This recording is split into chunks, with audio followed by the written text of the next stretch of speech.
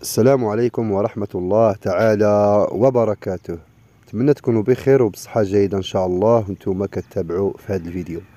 في هذا الفيديو الإخوان غنحاول نتكلم لكم على زراعة ديال النيورة اللي ما عارفينهاش بزاف ديال الناس وفيها بزاف ديال الأرباح إن شاء الله. في هذا الفيديو غادي نوريكم النيورة تبارك الله، يعني تبارك الله والدة مزيان، وغتشوفوا معنا حتى الطريقة ديال الزريع ديالها.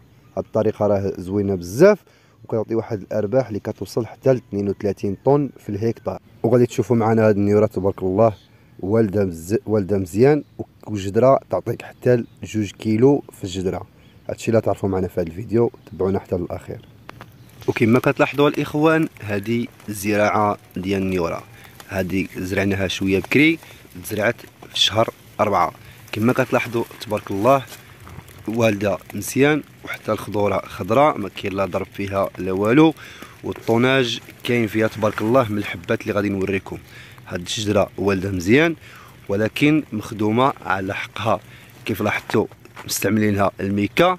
سبق لي الفيديو السابق ودرت لكم طريقه الزريع ديال النيورة، واليوم ان شاء الله من بعد شهرين شوف تبارك الله قداش رجعات المليح تبارك الله. الله يسخر لهذا الفلاح فيها.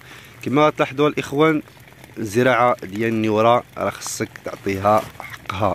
ما كتبغيش الماء في الاول، ولكن منين النيورة كتبقى دير الحبات على هذا الشكل هذا كما كتلاحظوها نتوما تبارك الله، حبه يعني الشجره كتبان لك والده من الداخل. شوفوا معايا تبارك الله والده، يعني الكلام الا وكلتي اي حاجه عطيتيها حقها في الخدمه راه غادي تعطيك واحد الانتاج اللي هو زوين. يعني الانتاج اللي كيوصل لهاد الزراعه ديال النيورة حتى ل 32 طن في الهكتار.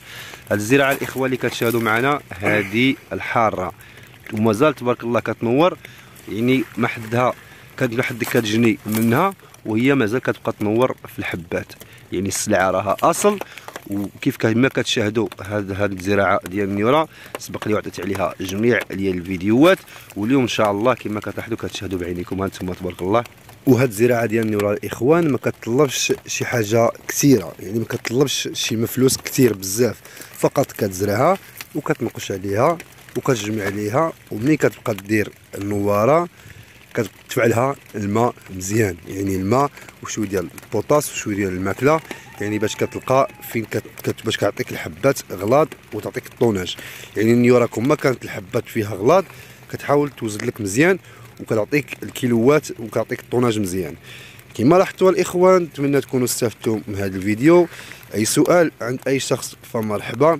اللي بغى هاد الزراعه ديال النيورة الاخوان بذور يزرعها العام الجاي ان شاء الله فمرحبا به، يخلي لي في كومونتير او يتصل بيا وغادي نوجد له هذه الزريعه هذه. بالنسبه للزريعه الاخوان كيوصل الثمن ديالها ديال هذه النيورة الى حتى 1500 درهم بالكيلو. اتمنى تكونوا استفدتوا من هذا الفيديو، والسلام عليكم ورحمه